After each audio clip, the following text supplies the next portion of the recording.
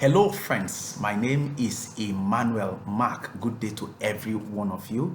I am here to share with you a very interesting testimony of how I overcame a limitation of about 4 years now, what I will refer to as a phobia for road travel. I've been battling it for 4 years now since I encountered kidnappers on the way in the year 2021. Some persons may still remember. For those of you who don't know anything about this and probably you are interested, you want to watch the video, it's on the internet. Search on YouTube, my name, Emmanuel Mark. Just put kidnapped after my name on YouTube, Emmanuel Mark kidnapped. You will see the story. It's a video on Facebook. Search Emmanuel Mark Punch, like Punch newspaper. Search Emmanuel Mark Punch. You will just watch the video, enjoy the video, and see what God did for me. Now, before I go on, I want to take the time to appreciate everyone Nigerian that took time, to show up for me during that period that I was recovering. Quite a number of you came all out, sent me money, sent me materials, prayed for me. I am appreciative of that. I will never forget what you guys did for me. God bless you. Every time I talk about this, I want to say God bless every one of you for all that you did for me. God bless you richly. Now, quite a number of you, what you don't know is that for about 4 years since that incident till about 2 weeks ago, I have not traveled by road to anywhere outside Lagos. Yes, I've done, a few air travel and all that, but I've not left Lagos, to travel to Warri and all that by road because of that fear. I've not been able to travel. Incidentally, something happened 2 years ago when my grandmother-in-law was celebrating about 96 years, who were to go to Warri. We made our plans, soon as should be and all that. But 2 days to that time, my heart was just heavy. That fear came back.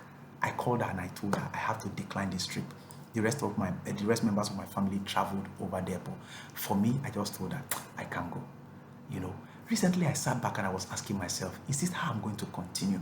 So if it's not air travel, I can't go anywhere else again in Nigeria.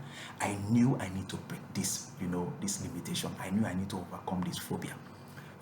About 2 weeks ago, my company had, an opportunity to go for a contract job in Port Harcourt. So flight was supposed to be booked for me, but I just told them, I said, I want to engage, the road. I pleaded with them, they approved of it, and I said, I'm going to travel by road. This is it.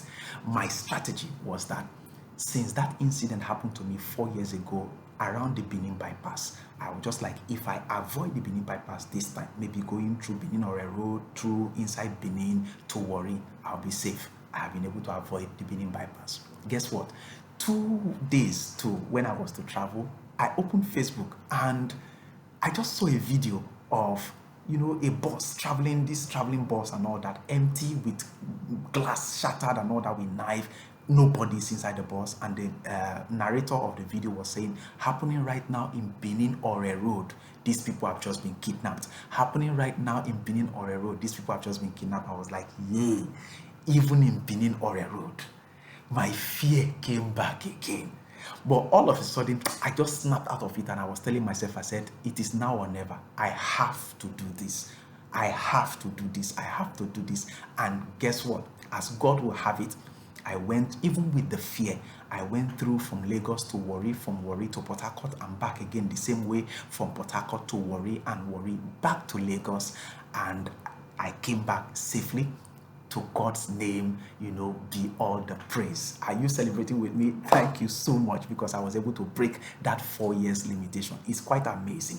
Now, the second thing I want to talk to you about, and that's why I'm pleading that if you can share this video, how can an incident that took place 4 years ago, 2 days to the time I'm to travel, that same thing is still occurring, which simply means all this while kidnapping is still taking place in the Nigerian roads. What are we doing about it? What is our government, doing about it? Please, I want you to share this video so that the right authorities, will watch and hear of what is going on. Please, the government, federal government and the state governments need to do a whole lot about security on our highways.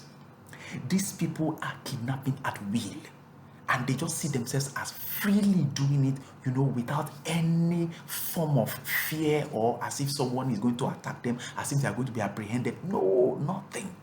Please, you can't believe that a number of us, we're traveling, we were still afraid of the fact that this thing will still happen.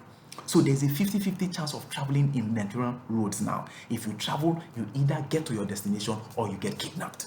You either get to your destination or you get kidnapped, because it is taking place every single day.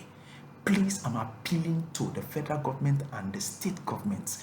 Please do something about the security situation of our road, so that people can travel, for businesses, travel for social activities, travel to meet their family, go and come back and feel safe.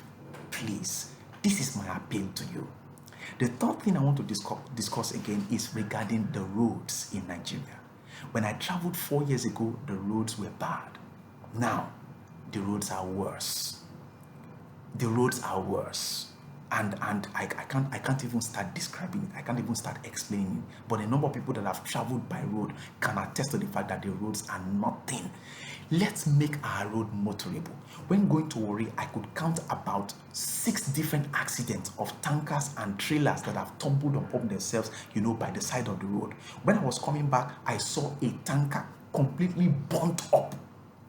When I was traveling, it wasn't there. So this incident happened just when I went to Warri and when I was coming back. The tanker was completely burnt up. Yeah, some of these, drivers, they are terrible. We know. But let's make our roads motorable to avoid or minimize the amount of accidents that we, record on our roads. Make our roads safe and motorable for people to go to and fro. This is what government should look into. State government, federal government. I don't know who is responsible, but I'm appealing. Share this video, let them see it, to state government and federal government, so that they can do something about the status of our roads. Let people travel to and come back, from where they went to, having that mindset that, it is safe in terms of being kidnapped, and it is motorable for them to come back safely. This is my appeal, to you. Share this video, let it meet the right authorities. Thank you so much. God bless you. My name is Emmanuel Mark.